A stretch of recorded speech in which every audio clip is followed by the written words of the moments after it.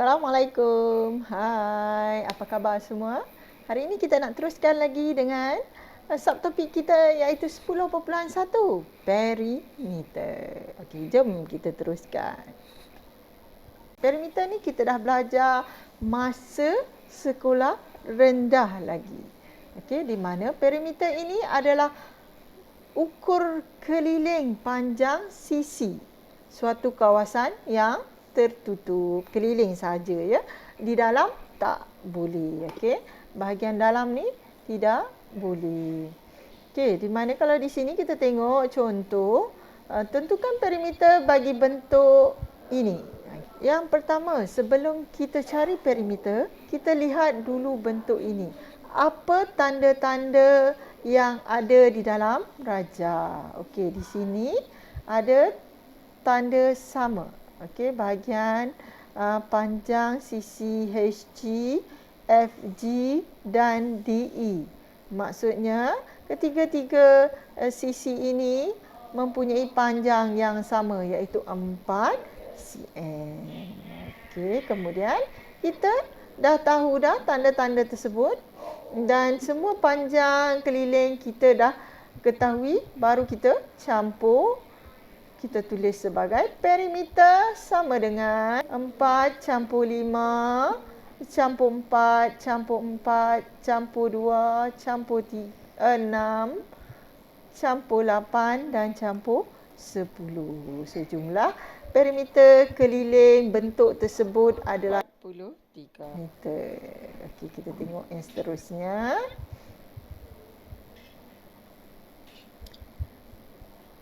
Okey, contoh yang kedua.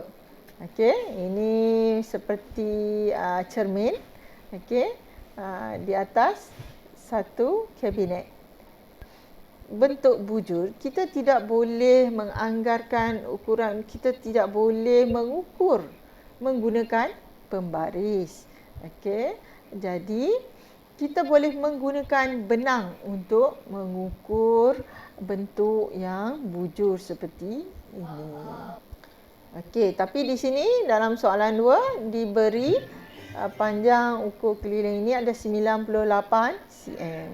Okey, dan kabinet ni okey 25, panjang ini 25 dan di tepi ini pun 25. Okey, dan juga di sini pun 25. Tetapi kita tak perlukan panjang yang ini kerana perimeter adalah ukur keliling sahaja. Okey, ukur keliling sahaja. Okey.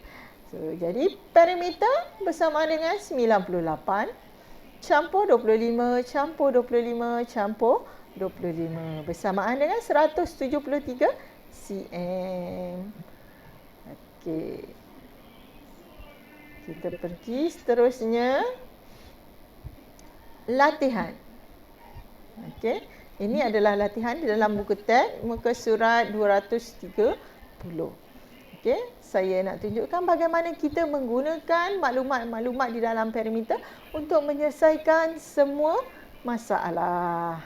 Soalan yang pertama.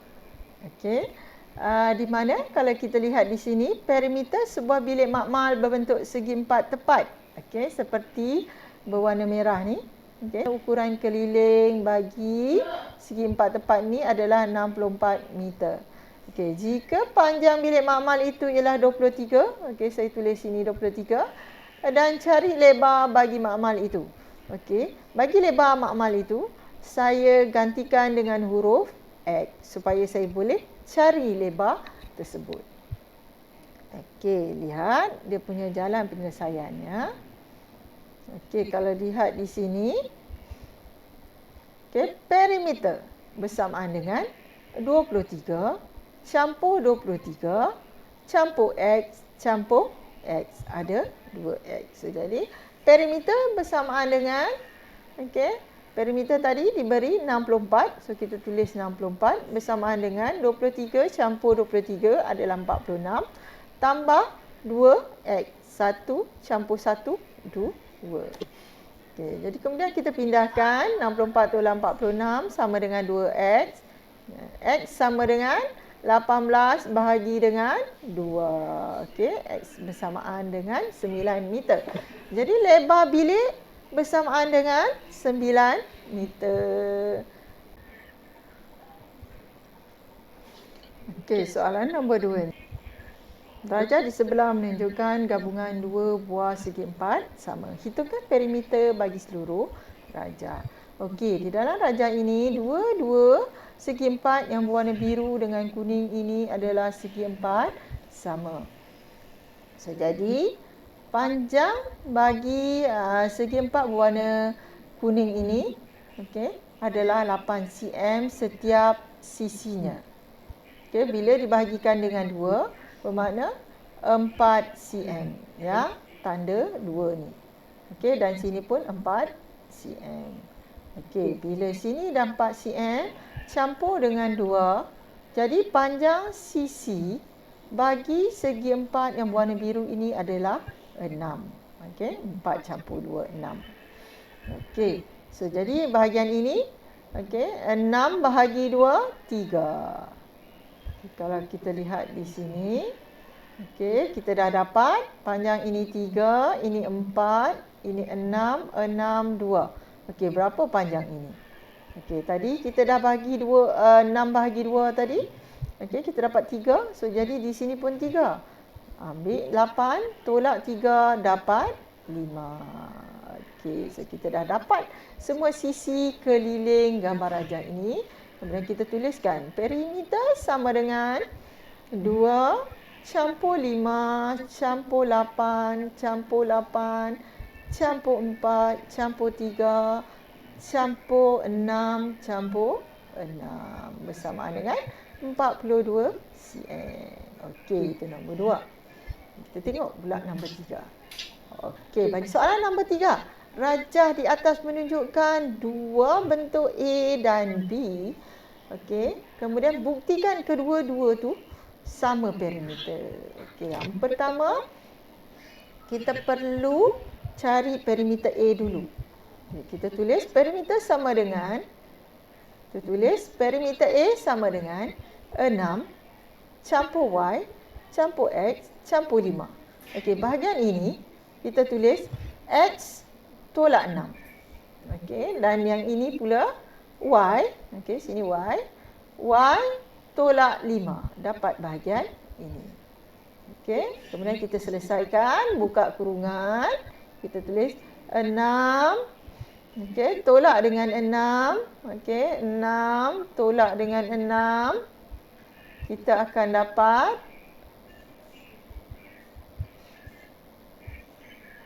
okey, 6 tolak dengan 6 kita akan dapat sifar. 5 tolak 5 kita akan dapat sifar. Jadi Y campur Y jadi 2Y.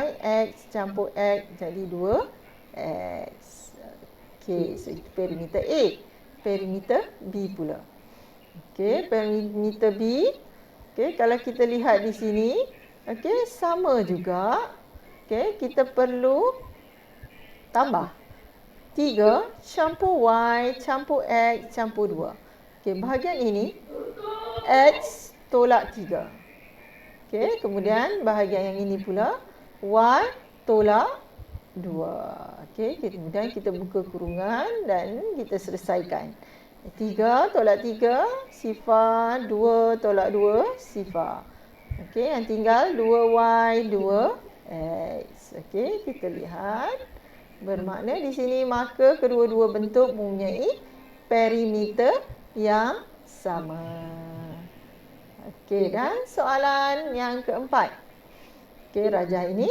Rajah di atas menunjukkan sebidang tanah milik Encik Ruben yang berbentuk segi empat tepat PQTV. Ni PQTV. Okey, kemudian dia kata STUV, yang ini, yang warna putih ni. Okey, segi empat tepat STUV diberi kepada adiknya dan juga segitiga PQR ini yang warna putih dua-dua ni diberi kepada adiknya. Okey. Kemudian kita perlu kira berapa kos memagar tanahnya. Okey, sekiranya diberi RM50 semeter kos untuk memagar ya. Okey, yang pertama kita cari dulu maklumat. Okey, kita tulis dulu maklumat-maklumat yang ada. Okey, di sini PV dia dah tulis 180 meter. VU 52, UW. Okey, kita ambil 180 tolak 50 tolak 60, kita akan dapat garis ST ni. ST ni sama dengan UV. Okey, ini adalah 70. Okey, kemudian WS. Okey, macam mana kita nak cari WS? Okey, WS sama dengan UT.